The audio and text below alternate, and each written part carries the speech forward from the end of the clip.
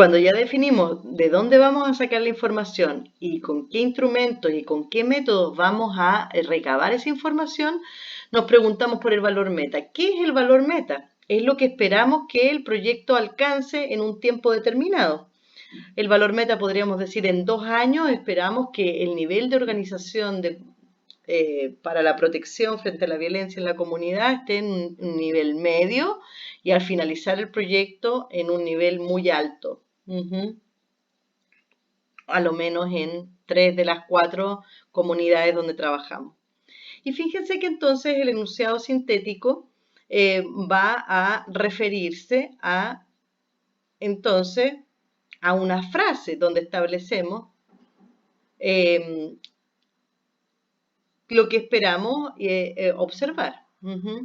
El enunciado científico podría decir que el grado de organización de la comunidad para la protección frente a la violencia al segundo año estará en un nivel medio y al finalizar el proyecto en un nivel muy alto para las 4 organizaciones. Si tenías un indicador simple, hacemos el mismo proceso, ¿cierto? Nos pregunta, bueno, ya identificamos que nuestra medida de indicador va a ser el número de casos que han sido denunciados por el número de casos que han sido derivados, ¿cierto? ¿De dónde vamos a sacar esta información? Bueno, de los registros de denuncia, ¿cierto? De los datos, de los protocolos, de los documentos de registro, ¿cierto? Que se tienen sobre los casos que han sido recibidos y las derivaciones que se han hecho. Ah, perfecto. ¿Cuál es el valor que queremos alcanzar? A lo mejor en 2 años, al segundo año del proyecto, el porcentaje está entre el 50 al 70% de denuncia y al finalizar el proyecto ha alcanzado más del 90%. Perfecto.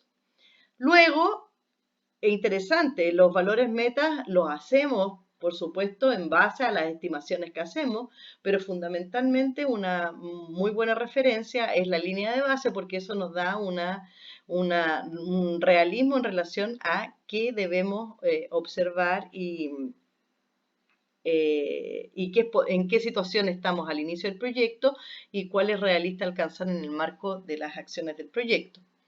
¿Cuál sería un enunciado sintético? Dice el porcentaje de casos derivados según las rutas establecidas para la protección en relación al total de casos denunciados estará entre el 50 y el 70% y al finalizar el proyecto estará en más de un 90%.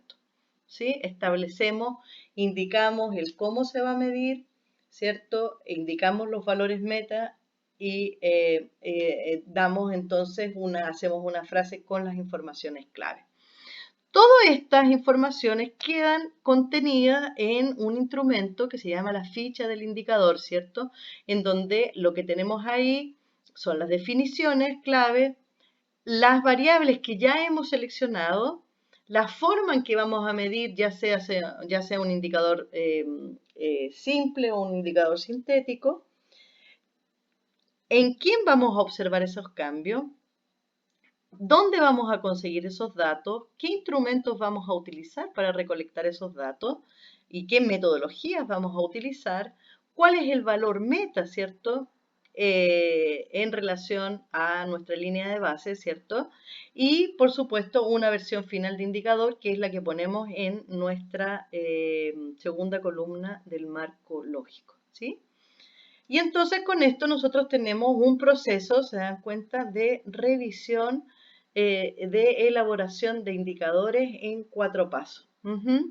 Solo cuando termino de definir estos elementos y completo mi ficha, voy a tener el enunciado del indicador, pero ya vamos a tener transparentado, ¿cierto?, el proceso de qué estamos observando, cuál es el consenso que hay sobre cuál es la variable más relevante a observar o las variables, a cómo estamos llamando a esos indicadores, a ese conjunto de variables que hemos priorizado, si es que estamos construyendo un indicador simple o un indicador compuesto o sintético, cómo lo vamos a medir, en quiénes los vamos a medir, cómo los vamos a medir, con qué instrumento, cuál es el valor que queremos alcanzar, hasta dónde queremos llegar con nuestro proyecto.